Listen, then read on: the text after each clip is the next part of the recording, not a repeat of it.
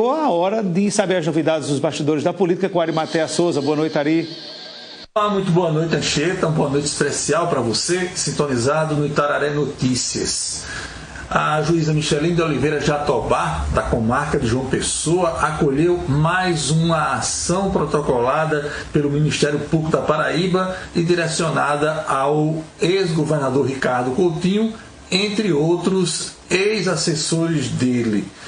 Trata-se de um conjunto de ações que o Ministério Público vem apresentando dentro desse guarda-chuva chamado genericamente de Operação Calvário e que tramitam essas ações tanto em nível de primeiro grau na comarca de João Pessoa, quanto também em nível de segundo grau no Tribunal de Justiça da Paraíba.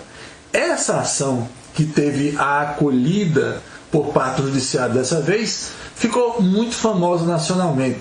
É aquele caso da propina de cerca de R$900 mil que foi entregue a um ex-assessor da Secretaria de Administração do Estado num hotel no bairro de Copacabana, no Rio de Janeiro.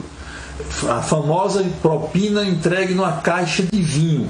Pois bem, é esse fato que foi transformado em ação pelo Ministério Público e agora teve a acolhida para a sua tramitação na esfera judicial. Aos poucos vai sendo inviabilizada, pelo menos no curto prazo, a carreira política de Ricardo Coutinho. Na verdade, ele ainda não se tornou inelegível, mas o agrupamento, o conjunto de ações, as pendências que se acumulam contra ele no judiciário vão demandar muita dedicação do ex-governador e de sua equipe jurídica para fazer as devidas e necessárias contestações na perspectiva de ele se livrar dessas volumosas e milionárias denúncias. Tanto isso é verdade que o jornal Folha de São Paulo publicou uma matéria tratando sobre as perspectivas eleitorais do PSB, o Partido Socialista Brasileiro, e no caso de João Pessoa já colocou como provável candidato do PSB, a Associação Pessoense, a ex-secretária de Finanças do governo Ricardo Coutinho, sua atual esposa Amanda Rodrigues.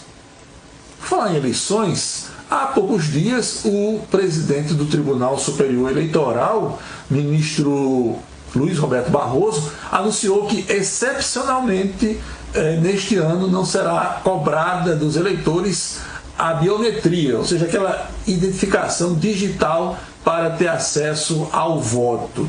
Essa biometria é apontada como uma segurança importante e adicional no que diz respeito a inibir qualquer tentativa de fraude eleitoral. O professor e advogado Arson Tagino comentou para o Itararé Notícias como é que viu essa decisão de retirar do processo eleitoral deste ano a biometria. Vamos conferir. O presidente do TSE já anunciou que para as eleições municipais próximas nós não teremos a biometria e o fez baseado em estudos epidemiológicos apresentados por equipes médicas do Hospital Albert Einstein e da Fiocruz. Creio que agiu bem. De todo modo, se há risco eventual de que o equipamento de coleta da biometria cause possibilidade de disseminação do vírus, não há por que arriscarmos. Ademais, estudos de temporalidade de votação demonstram que a retirada da biometria não vai inibir a possibilidade do fluxo rápido de campanha. Nós voltamos à identificação do eleitor como antes era feita, sem nenhum risco eventual para o processo eleitoral, e também nos resguardamos em relação à maior segurança para o pleito, garantindo à população que desta forma possa ficar mais tranquila no processo de escolha de seus representantes na grande festa democrática das eleições. Eu espero que o TSE, o seu plenário, referende a decisão do presidente ministro Barroso, porque creio que a decisão foi uma decisão e é uma decisão adequada e acertada. Sobre a eleição de Campina Grande, continua a expectativa sobre a definição de uma data por parte do prefeito Romero Rodrigues para que os principais líderes do seu agrupamento político sentem à mesa e avaliem pesquisas e avaliem outras variáveis para, afinal, definir qual será o candidato a prefeito desse agrupamento político. Um fato novo que não tem correlação direta com a Associação Campinense, mas eventualmente respinga, é o fato de o PSDB estar com sua imagem muito desgastada ao longo das últimas semanas. 2 de seus principais dirigentes, seus líderes, se encontram envolvidos em investigações judiciais que envolvem Caixa 2, ou seja, recursos eleitorais não contabilizados, denúncias de corrupção em termos de obras. São os casos de Aécio Neves, mais antigo, o caso mais recente do ex-governador de São Paulo, ex-presidenciável, Geraldo Alckmin, e nos últimos dias do ex-presidenciável e senador José Serra. Inegavelmente, isso arranha a imagem do partido nacionalmente, até porque foram dirigentes de sua cúpula que foram pegos em episódios desabonadores. A Câmara Federal aprovou uma injeção adicional de recursos para estados e municípios a partir de desembolsos do governo federal. Já havia sido aprovada uma ajuda financeira aos estados e municípios para os meses de abril, maio e junho, como compensação a esses entes federativos pela queda nos repasses, ou seja, nas suas receitas em função da pandemia. Os últimos repasses acontecem nesse mês de julho, mas a Câmara Federal aprovou uma suplementação, ou seja, uma prorrogação desses repasses que devem ir até o mês de novembro, caso não haja veto por parte do governo federal.